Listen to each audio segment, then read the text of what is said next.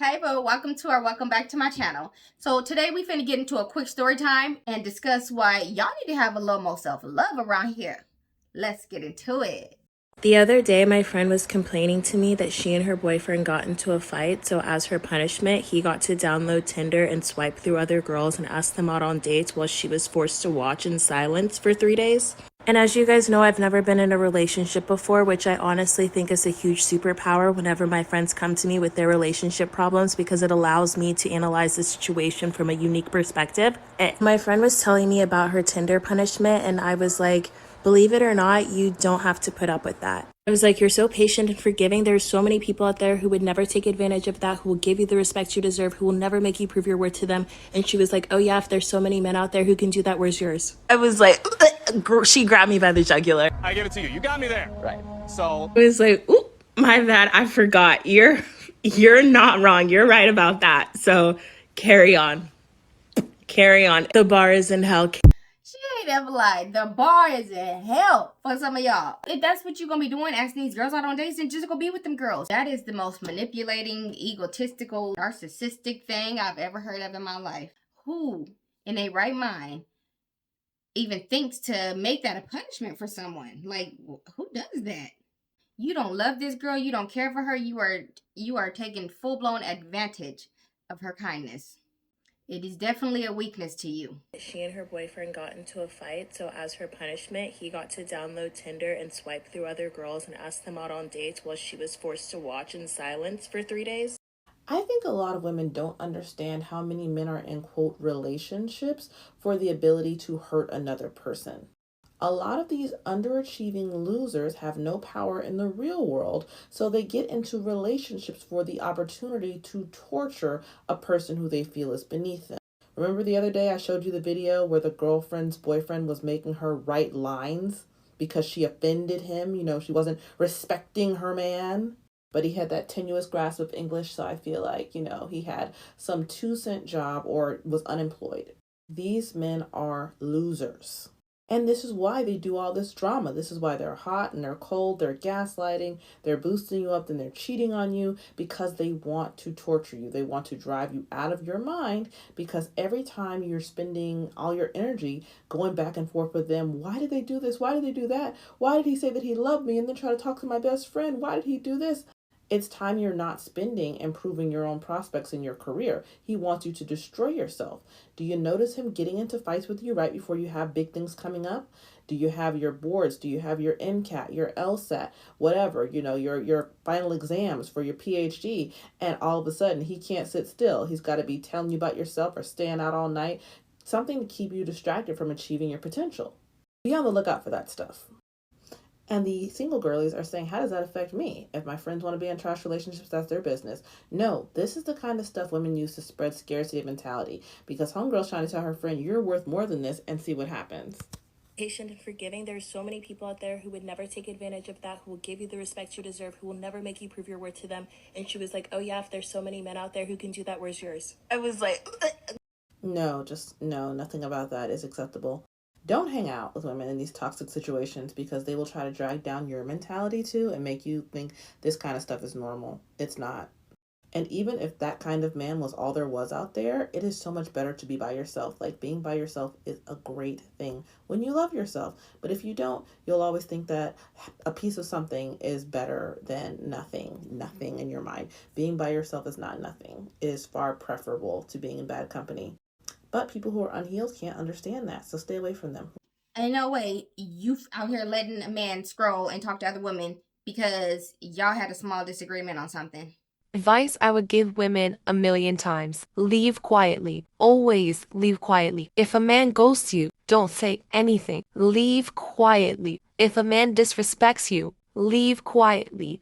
Don't say anything. And the reason for that is men thrive off of negative emotions from you. The opposite of love is not hate, it's indifference. So when you send those long paragraphs telling him like how much he pissed you off and how you hate him and don't talk to me ever again, that is still a viable emotion that he is getting your energy from. It shows that you care to some degree. I'm telling you, nothing feels better than taking your power back and not saying anything. Leave his ass confused and stuck. Just dismiss him. Start dismissing men. I promise you, It will make your life so peaceful. And I mean, you could apply it to any relationships. I do. I see your bullshit and I'm not acknowledging it. Certain things just aren't worth your time, so you need to act like it. Just leave quietly. Just leave quietly. If I'm being honest, I think that that's why a lot of men prefer younger women, specifically older men. They want younger women to manipulate them. Women, I will give it to y'all. At this day and age, even the younger women, y'all getting smarter, y'all waking up, and y'all not dealing with none of this bullshit no more. But then there are some of y'all that are. Y'all got to stop. No, no, no, no, no. I get when you young, you kind of dumb. You just fall for stuff and you just be so in love. Trust me, girl, I know. But no. You gonna regret that. Don't you let nobody take your good years from you. Here's a really great hack on how to deal with disrespect. Don't. When you set a boundary and somebody disrespects that, or somebody disrespects you in general, we love to try to make sense of why they did that. We love to justify it to keep people in our lives because we don't like having hard conversations. If somebody disrespects you and has shown to you that they do not want to be in a position to value you, you just need to believe them and remove yourself. Don't you let nobody ever take your youth from you. Don't let these men manipulate you, degrade you, make you the second option. If you're never a priority, girl, it just ain't gonna work. These men will use and abuse you, take all your good years, and then carry on to the next young thing. But then want to be mad at you for getting alimony and some more stuff. And, okay, she put up with your shit for all these years. Don't act like y'all men don't be getting alimony too. And nobody really even gets that anymore. Everybody's so damn broke. Ain't nobody getting no alimony no more. Talking about some, that's why y'all don't want to get married. Shut up. You ain't got nothing to take. Women, love yourself. Care about yourself. Don't put up with nobody's bull crap. And like this girl said, yes, I'm single, but she's happier than you. She ain't dealing with that nonsense. I prefer to go to bed with my dog every night than deal with a fool swiping through a bunch of women laying right next to me, flirting. Because we had a disagreement? Nope. How that man treats you when he's mad tells you everything that you need to know about him. You think about men, like when we really love a woman, regardless of how mad at her we are, it's not gonna stop us from doing our duties as her man or as her husband, right? We could be done just gotten a big argument, but that's not gonna stop us from checking that car to make sure that air is in those tires and make sure that there ain't no emergency lights on, and, you know, having her call us when she get to where she going, and things of that nature, like ensuring her safety. That's our job, to protect and provide. Regardless of how mad at her we are, that's not gonna stop us from doing those things, right? But if you have a man who gets mad at you and just shuts down completely, and he out running the streets, or he get mad and talk to you any kind of way, calling you out your name, all type of stuff, getting physical with you, you know, mentally abusive, physically abusive, things of that nature, you with the wrong man. That man does not love you. That is not what love looks like. It's not. Don't be dealing with these jerks. Let me find a new word. Don't be dealing with these jerks out here. You don't have to. You deserve better and you can have better. Know your worth. And even if your worth and value is low at the moment, find a way to pick yourself up. Be healthy. Be happy. Do whatever it is that's going to encourage you to be a good mother, be a good woman, just be a good person overall. Without the attention from men. What's that word that they're using now? Y'all got to decenter men. At this point, sometimes we just got to decenter people and things and focus on us, literally. That's what I've done. That's what I've been doing. And y'all, my hair growing, my ass growing. Okay, I'm happy. I'm healthy. I ain't getting sick no more, y'all. I used to be sick. I used to have all these bad spirited demon people around me all the time. So I used to stay sick. I got rid of all of that toxicity in my life. And y'all, my skin is clearing up. I mean, I got a couple pimples here and there, but my skin is clearing up. Okay, your girl is good. Self-love is the best love. Ain't nothing like it. Don't be tolerating that bullshit from these fools.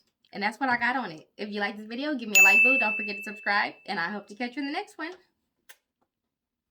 Psychology hack to handle a rude person. When someone is rude to you, they're actually looking for a dopamine hit to feel better about themselves. And when they unload on you, it feels really good for them. So when someone is rude to you, your main goal is to stop their dopamine hit. First, don't react. Don't get angry. Don't retaliate. Don't scream. Literally don't do anything. Next, respond with questions like, "Are you okay?" or "Why did you do that?" These types of questions prompt the rude person to reflect on their actions. It forces them to face their behavior rather than hiding behind it. which can leave them feeling exposed and perhaps even foolish. This method also conveys that you are not affected by their rudeness, further diminishing their desired dopamine hit. This calls them out on their behavior and makes them look stupid. They will most likely feel embarrassed and offer an apology. However, if they respond with more hostility, simply walk away. By doing so, you completely remove their platform and demonstrate that their rudeness holds no power over you.